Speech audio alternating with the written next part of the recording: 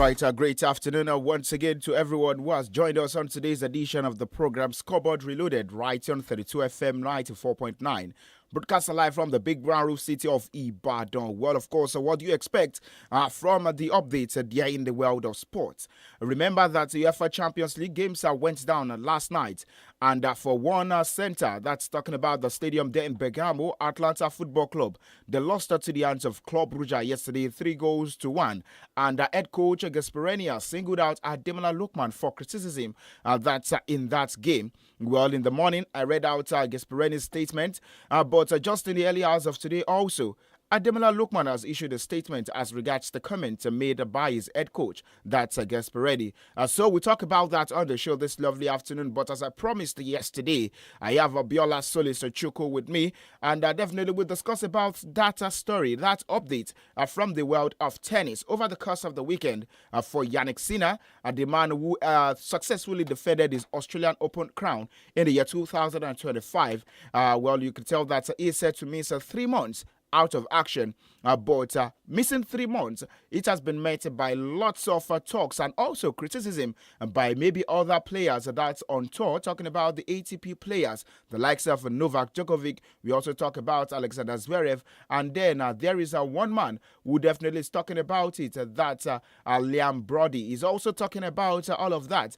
So I have Biola Solis Chuku with me, and definitely we will talk about the issues surrounding Jannik Sinner, WADA. We have the PTP. We also have the CAS as well as the ITIA. Well, definitely all of these bodies are coming together to make that decision. But why should that decision be made at this point in the season?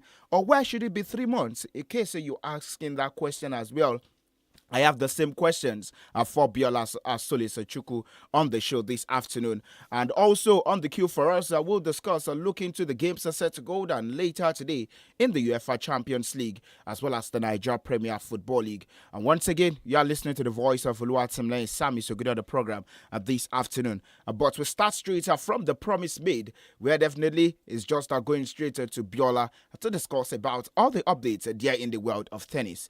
Good afternoon, Biola. Hi, good afternoon, SAMIES. How are you doing today? Well, I'm doing so fine. Yesterday, I think it came just in a rush for us to have you on the show, but that was not possible. But today, the promise was made and we have to deliver. And we are here to discuss about tennis stories. Well, I was here myself, Peter and Blessing on Monday, and we were discussing about the issues, but maybe we didn't discuss about it extensively. So we want to dedicate the first few minutes of the show this afternoon to discuss about the update from the world of tennis, and this is regarding one man, 23-year-old Jannik Sinner, two-time Australian Open champion, the man who actually became a world number one in the month of June, if I'm correct, June 2024. He became the world number one, but at this point there has been lots of controversies surrounding the name Jannik Sinner.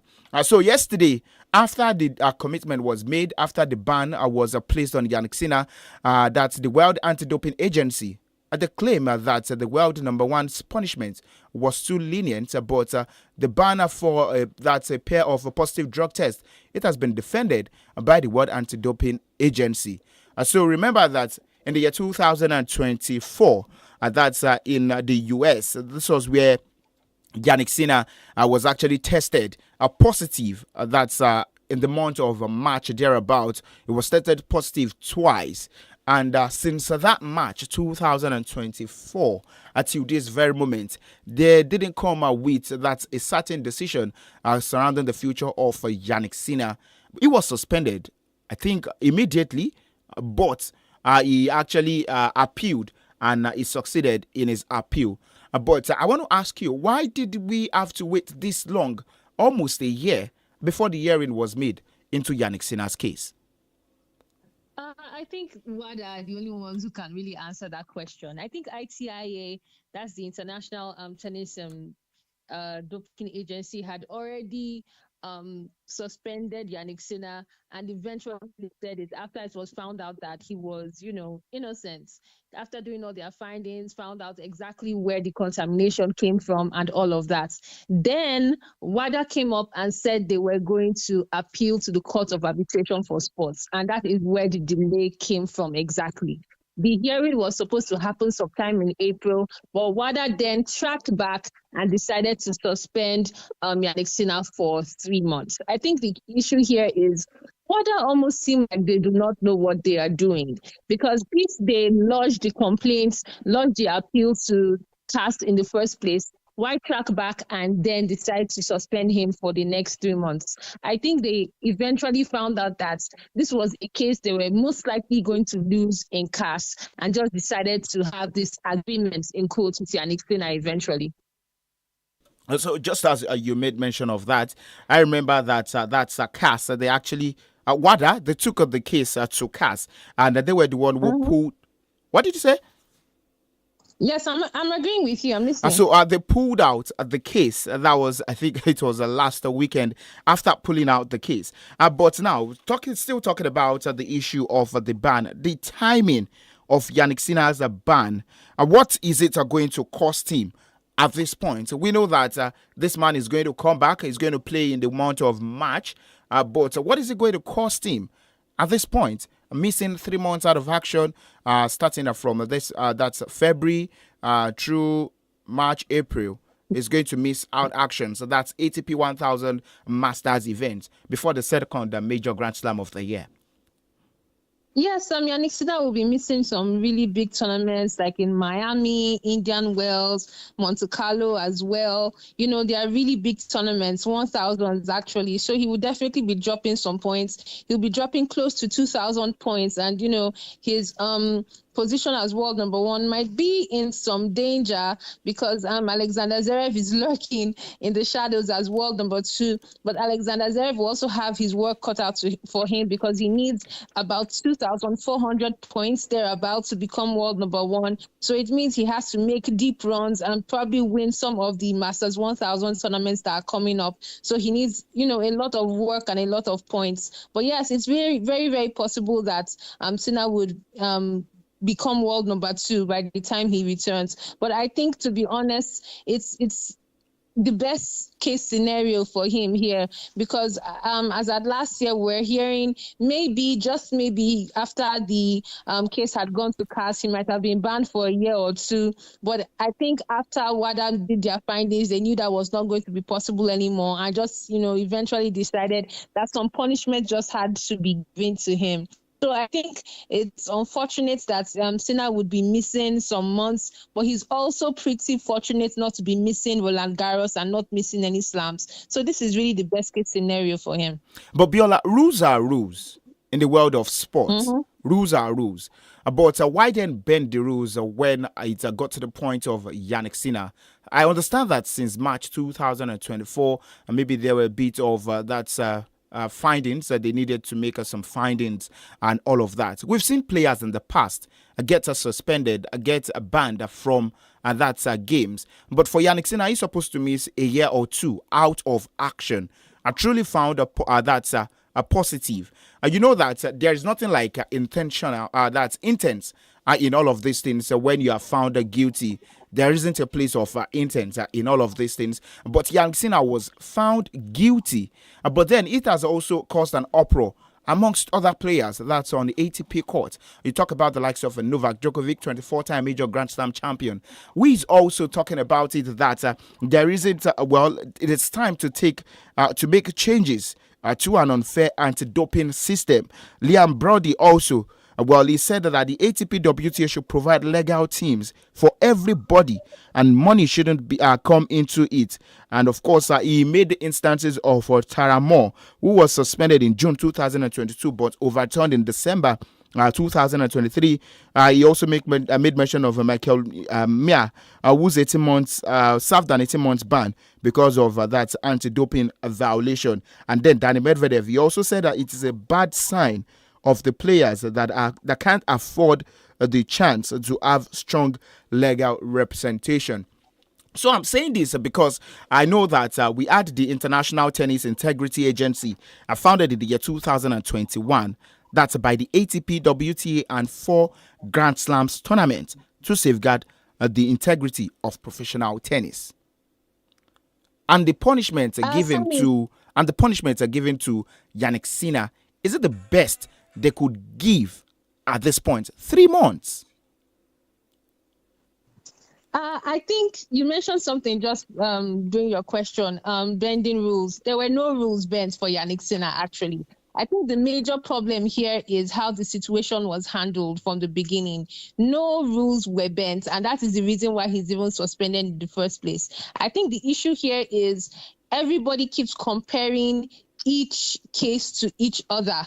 Yannick Sinner's case is different from Taramo's case, is different from Simona Halep's case, is different from Michael Yima's case as well. Different cases vary and different substances vary as well. We also need to consider the amount of substance found or whether it was negligence or intentional. That is where the issue lies. I see many takes from players, many takes from fans as well, and I think the conclusion I've made is that a lot of people do not actually read the facts and they just simply compare different cases to each other. I think if WADA had not lodged an appeal to CAS in the first place, we would not even be here. I think if everybody had just found out, oh, Yannick Sinner had this case like we did late last year, and we found out that he had been suspended, provisionally suspended, when we didn't even know. I think that is the major case here, that appeal being lodged. But I think, like Novak Djokovic has said, there needs to be a lot more transparency when it comes to doping issues. For instance, I feel like immediately it is found out that a player tests positive for some prohibited substance, it should be announced. It shouldn't, be revealed after a supposed, in quotes, ban or suspension has been done already. That is where the issue is. We didn't start with Sinner. This has been happening for a while. So the issue here is that this is probably the biggest or highest profile case we've had in doping in tennis for a while, because this is the world number one we are talking about. But the issue here is there was no favoritism. It just looks that way because it is Yannick Sinner. And the system itself is truly, truly broken, because when Yannick Sinner did test positive for a prohibited substance, we did not know until many months after. And that was where I think everybody got it wrong. It's unfortunate that Yannick Sinner will have to bear, the fault for most of this, but he isn't the system. He's just the player. And at the end of the day, he is still being punished for it because he's serving a 3-month suspension. And now, we know that the comeback for Yannick Sinner is going to be in the month of May. And just before the month of May, we know that I think 2 weeks before, that's the Roland Garros, the second major Grand Slam of the year. He's going to be played. That's something that is going to be like a tune-up game for him, or a tune-up competition for him. That's the Rome Masters. And so, are you truly anticipating the return of Yannick Sinner? Yes, I definitely am. I'm looking forward to seeing how, he can cope with the pressure, all the attention that has been upon him and that will continue to be upon him as he resumes. Everybody will be looking forward to seeing if he can handle it well. But, I've been mentioning that since this whole doping scandal started, he has actually handled it pretty well. He has won multiple titles, including the Australian Open. He has handled it really maturely, really. He seems to just block that out when he's on court. So I think he will really continue to do the same. Even if he returns and somehow Alexander Zverev or maybe even Carlos Alcaraz has become world number one, I really do not doubt that this guy will go back to the top of the rankings. Yannick Sinner is that good. In the last year, almost couple of years, we've seen that he's truly the best player in the world. And I think it will just continue from there. It's just unfortunate that this is a stain, really, not just to him, but to tennis, doping and tennis in general. Well, just as this is a stain, I want to ask you this question because I was asked and I had my own review of it. So I want to know if we share the same thoughts. So this 3 months ban, is it a blessing in disguise for maybe the physical rest in which Yannick Sinner needs?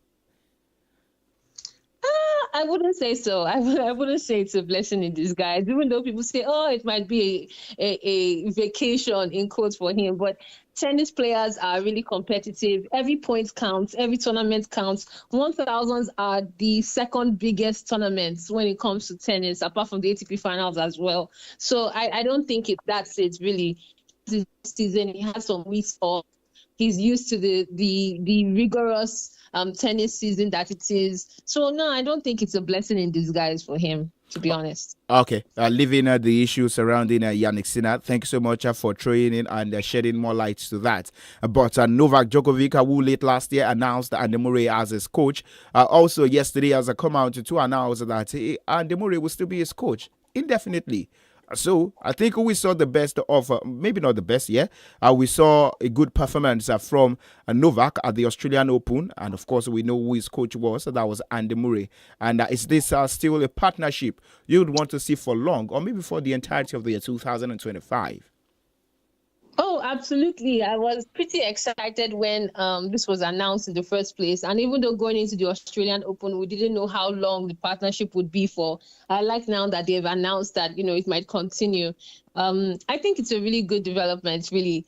Seeing rivals in the same team now, it's super, super exciting. At the Australian Open, seeing Andy Murray chair and give Novak Djokovic advice is still really awkward in my eyes, but it's also really exciting at the same time. So yes, I'd love to see that. I'd also like to see the results that come out of that, because it looks like Djokovic is on the decline just slightly. So I'd like to see if anything can change. I'd like to see if Andy Murray changes anything in Novak Djokovic's game, and just to see him really in Novak Djokovic's box cheering him on is really a nice sight. Over a year waiting for his 25th major Grand Slam. Well, I really just hope Novak maybe gets it right in the year 2025 before he calls it a quit at the age of 37. But quickly, let's move away from tennis stories and go straight to football. Yesterday, we had games go down in the UEFA Champions League. And the biggest one for me, well, because of the controversies that has come out from that game, is the game between Atalanta and Club Brugge yesterday. Rafael Onyedika, he plays for the Super Eagles of Nigeria, and he trades his game for Club Brugge. But one man made his return from injury, starting on the bench, but came on as an halftime substitute in that game against Club Brugge. He got a goal for his side. He scored another, but it was ruled out for offside. And then he had the opportunity to score another, and then he missed the spot kick. But the criticism that followed that from his head coach, Gasperini, the Italian, well, it didn't meet a lot of football enthusiasts, football fans so well. So the question I want to pose to you now, Biola, is, as a manager, you're supposed to be protecting your players, but you come out to lash out at your players in the media. A player who supposedly was the one who got you to this stage of playing in the UEFA Champions League.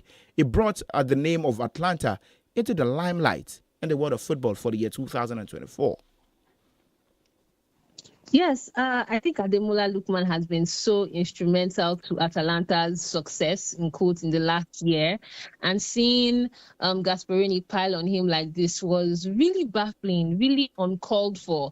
I think he was really just frustrated and needed somebody to blame, because coming out to say Ademola Lookman is the worst penalty taker he had ever seen, it's not like Ademola Lookman takes a lot of penalties. When he does take penalties, how many does he miss? Really? And absolutely anybody can miss a penalty. Plus, Ademola Lookman had been injured, came off the bench, and literally scored seconds after coming on. And Atalanta were already, 3 goals down at the time. There was almost no saving them. There was no saving them at that point. So I do not think this was any fault of Ademola Lookman. If we are going to be casting any blames or looking at anyone, we should be looking at the actual captain of the team, Toloi, who absolutely lost his head and got a very unnecessary red card that could have been really avoided yesterday. So all of this has been blown out of proportion. It is so unnecessary. And I'm very glad that Ademola Lookman has released a statement himself saying that he was asked to take the penalty by the dedicated penalty taker, because I didn't see him argue to take the penalty in the first place. I don't think anybody saw him rushing to go for the penalty or carrying the ball. So this was a very unnecessary situation. Well, being an unnecessary situation, the statement of Ademola Lookman, probably clarifies all of that, saying that he has had issues with the team, but he puts the team first because they really matter. But then this has been a situation that lots of black men, I'll put it as that, they faced in Italy. So much criticism. Last year, it was Victor Osimhen on numerous occasions with Napoli Football Club. It happened with Victor James Osimhen, and then you look back at other players as well. But we move away from that also and still discuss about Jude Bellingham, who has been banned for 2 games for referees disrespect. That game against Osasuna over the course of the weekend, making use of the F word. Jude Bellingham is said to be banned for 2 games. But then the La Liga defending champions, it is said that they want to maybe appeal for that ban. But then we have a big game set to go down later tonight also in the UEFA Champions League. Manchester City against Real Madrid. Before I let you go, Biola, what is your take on this game? I think Manchester City are in danger really of crashing out tonight. They really could have done better in the first leg, had a lead but conceded 2 late goals. At least if they had gone to the Santiago Bernabeu with that lead, or at least a draw, they would have had some hope. But now, at this point, it's really looking difficult for them, especially as they have a lot of injury issues. They haven't been at their best as well. The players who aren't injured aren't in the best of form also. It's just not been a great season for Manchester City. And they're going to the Santiago Bernabeu when they have a deficit. I really do not see it happening for them today, really. I think Real Madrid will go through. Well, I think Real Madrid will go through. We also have games across other centers. PSV against Juventus, Brest against PSG, Borussia Dortmund against Sporting CP. Well, in about 40 seconds, I just want to hear you sum up a Sporting CP post Ruben Amorim. Hello? Hello?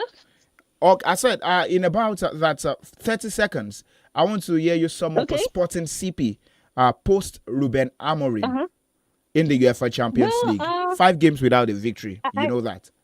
Well, 5 games without a victory. I think Amorim leaving there has taken a huge toll on the club. It has also taken a huge toll on Amorim himself because he's not having the best time at Manchester United. I don't think anybody won in this situation. To be honest, when we all heard that he was going to be moving to Manchester United, I would have expected he stayed till the end of this season at least. I think that would have benefited him, benefited the club, and would have been okay for Manchester United as well. I mean, since he got there, what has changed so drastically? Absolutely nothing. So there is no win-win situation here.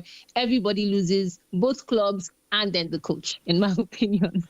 Well, thank you so much, Biola Solis-Chukwu, for joining us on the show this afternoon all the way from Lagos. Thank you so much for having me as usual.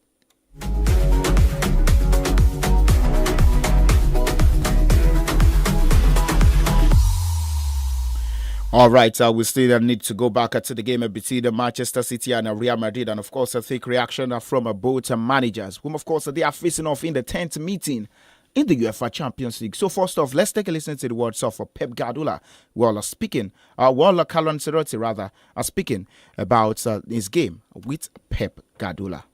This is going to be the 10th time that you face Pep Guardiola in the Champions League. That is the most meetings between any 2 managers in this competition. I'm tired of it to see, because I still think he's a fantastic manager, and so I'm tired to play against him. But it's good to see him all the time. Is it a different challenge every time you face him, though? No, not different challenge. We understand really well that it's not a game between me and him. It's a game between Man City and Real Madrid, with the 2 squad full of fantastic players. It's always exciting. All right, they listen to the words of Carlo Ancelotti there, but also let's take a listen to the words of Pep Guardiola speaking about the level of competition against Carlo Ancelotti. It's always exciting when the 2 teams play each other, but also everyone's always fascinated to see you and Ancelotti up against each other. This is actually going to be the 10th meeting between you both in the Champions League, which is the most any managers have ever met in this competition. That's good. That means we are old already. He's a little bit older than me, but yeah, it's nice. It's always nice for him. It's difficult, always beat me most of the times, but yeah, I have a huge respect from Carlo, what I've done in all his career, not just as a football player, manager. So yeah, the draw is the draw, and both we are, I think, leading huge teams, and yeah, we're going to try. All right, they listen to the words of Pep Guardiola there. But of course, like I said, we have other games set to go down where 4 more teams are going to join the already qualified 12 teams into that's the round of 16 of this year's edition of the UEFA Champions League. So for Ibadan football fans, the game set to go down in the Nigeria Premier Football League by 5:30. Shooting Stars against the Lobby Stars. Come out in mass and support the Oriole Warlords, who are going to be in action later today. Ikorodu City against Plateau United also by 5:30. Then we have Sunshine Stars against Kano Pillars, Niger Tornadoes against Heartland, Bayelsa against Nasarawa United, Oka United against the Rivers United, Abia Warriors against the Rangers International. All of these games are by 4 p.m., but it is halftime between Economy Warriors and Bendel Insurance. But this is how far we can go in today's edition of the program. We'll come later tomorrow, Scoreboard in 15 and Scoreboard Reloaded to give you updates from the exciting world of sport. I am SAMIES, your sports captain. Up next is the news as well. Do enjoy the rest of your day.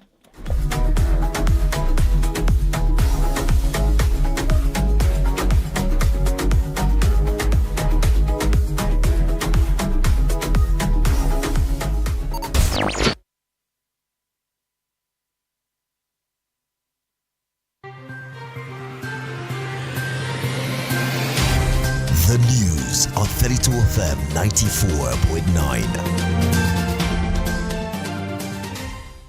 For the top news across the globe. 32 FM 94.9.